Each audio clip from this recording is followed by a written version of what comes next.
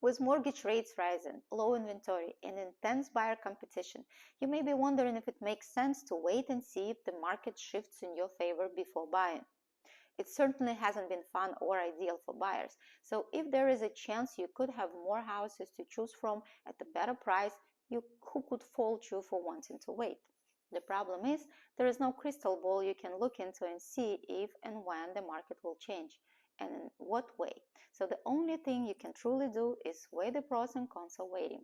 So let's take a look at both sides of the coin for 3 things you might be thinking about to help you decide. Interest rates are getting high. Interest rates are certainly higher than they've been in years. That's causing your monthly payment on a house, which you could have bought for the same price a few weeks ago, to be higher, or worse, even causing you to have to look at houses in the lower price range. Pro for waiting: if you wait, interest rates may come back down. Con for waiting: on the other hand, they may just continue to go up further. Keep in mind, interest rates are still at historically low levels. If rates go down substantially, you can always refinance at some point. Home prices may come down. There is a buzz and maybe even some hope that we might see a crash or bubble burst, much like we did back in 2008, causing prices to come down and allow you to get a better deal on a house. Pro for waiting: if the market crashes and you are in a good financial shape to buy a house in those market conditions, then you could get yourself a house for a better price than you could right now. Con for waiting: the current market differs considerably from the 2008 market, and a crash isn't as likely. Prices may just level off or go down slightly, but the interest rates may end up costing you more. While the real estate market always fluctuates, and home prices will at some point take a dip, it's hard to say how much of a dip or when they'll bottom out.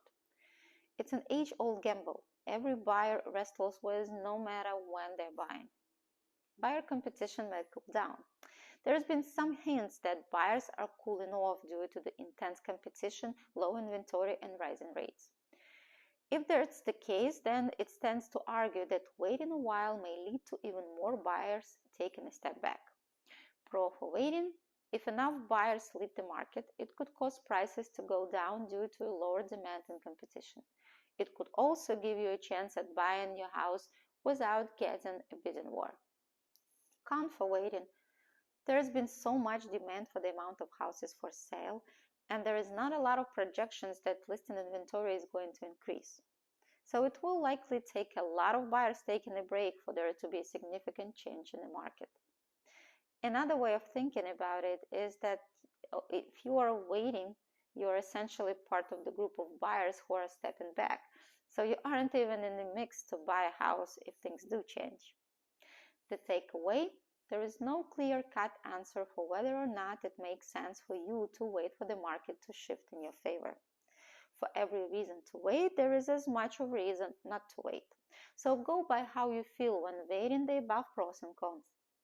Which one worries you more? That's a good sign as to what you should do. But since real estate markets vary on a local level, you should also chat with your local real estate agent to get a sense of where the market is heading in your area.